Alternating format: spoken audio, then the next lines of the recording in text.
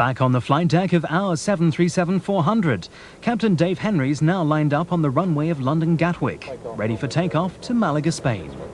Okay, start the clocks. Okay, pressing. Check thrust, please. The 737 accelerates. Takeoff speed is 149 knots, 171 miles an hour. Beyond 80 knots, it's committed to fly. Thank you. Okay, the engine power set is normal. The throttles are now held tight. We're just waiting for those speeds that we talked about earlier.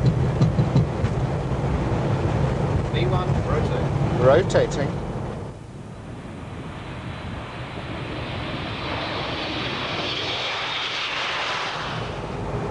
A positive climb. Gear up, please. Positive climb check, gear up.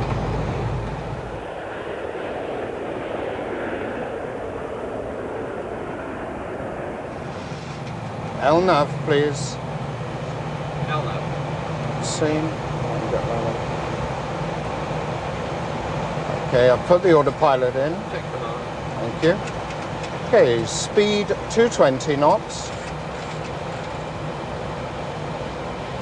Flaps 1, please. Big check. Climb power.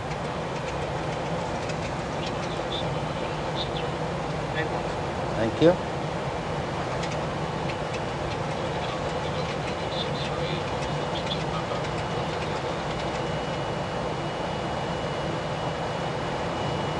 Flaps up, please. So just to explain what we've done fairly quickly, after takeoff we selected LNAV, so the aircraft is now being fed the actual direction of the departure from the computer and following it. And as you can see, we're into the initial left turn. We've brought the speed up to 220 knots, which is our safe, clean speed, and the flaps have been retracted. But we're going to hold the speed at this while we complete this turn. If we accelerated, we'd go way outside the turn. We've also now been cleared to 5,000 feet, just passing 4,500. We're shortly level. The throttles will come back to hold the speed of 220 knots. Once established on course, the 737 accelerates and climbs out over the English Channel towards France. Next stop, Malaga. En route to Malaga, our 737-400 is now at 33,000 feet over France, and there's good news.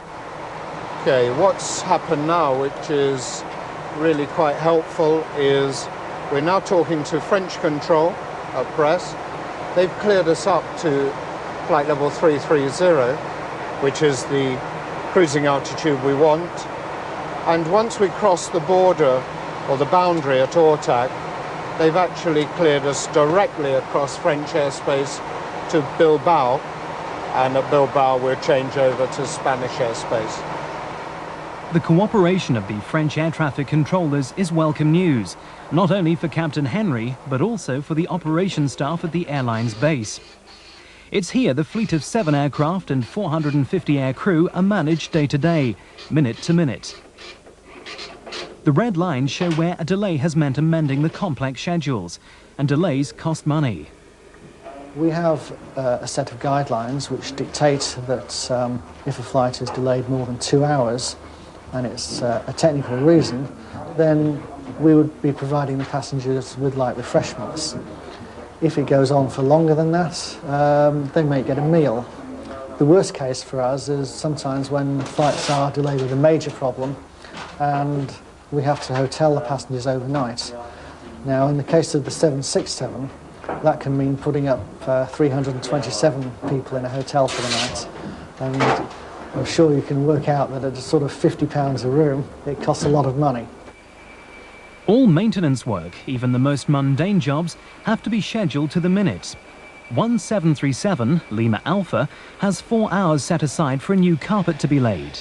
Something in the region of Lima Alpha will be operating 4 flights a day, carrying 172 passengers each time. That's a lot of feet tramping up and down the aircraft, and they do wear out.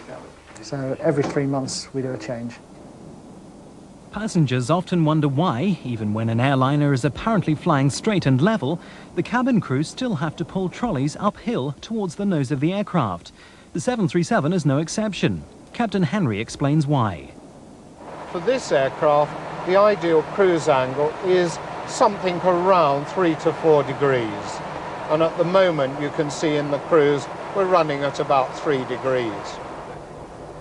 It isn't necessary to keep the control column pulled back to hold the aircraft in that slightly nose-up economical cruise attitude. The aircraft is trimmed to remain at that angle. Rotating trim wheels either side of the console indicate the automatic adjustments. With the 737 now approaching Malaga, Captain Henry begins his pre-descent briefing. Transition altitude is 6,000 feet. And of course, the significant thing about Malaga is the high ground all around the airfield being there. Anticipate our routing will bring us to Martin, and from Martin we will make our initial approach or initial arrival route into our initial approach for whichever runway. Modern airliners are so reliable, real emergencies are rare, very rare. Airline pilots, though, have to be constantly ready to deal with the expected and the unexpected. This is the daunting device, the simulator, where they practice dealing with every conceivable emergency. This crew doesn't know it yet, but they're about to have an engine fire on takeoff.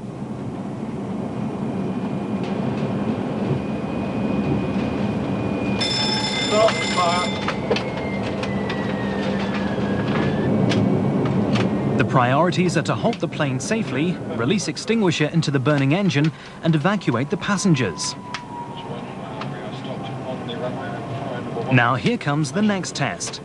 The co-pilot in the right-hand seat is about to find out that this exercise is just for him.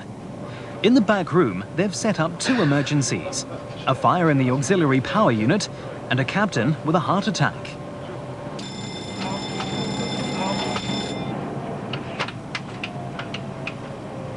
It's the safety of the plane and passengers that has priority every time. We've got an APU fire, which doesn't appear to be going at the moment. Go back and prepare for evacuation, please. Some pilots look forward to this with intrepidation, I'm afraid. They feel that it's a bit like going into the sweat box, and believe me, they do work quite hard. But I think most of our pilots appreciate that it is recurrent training here, not so much checking.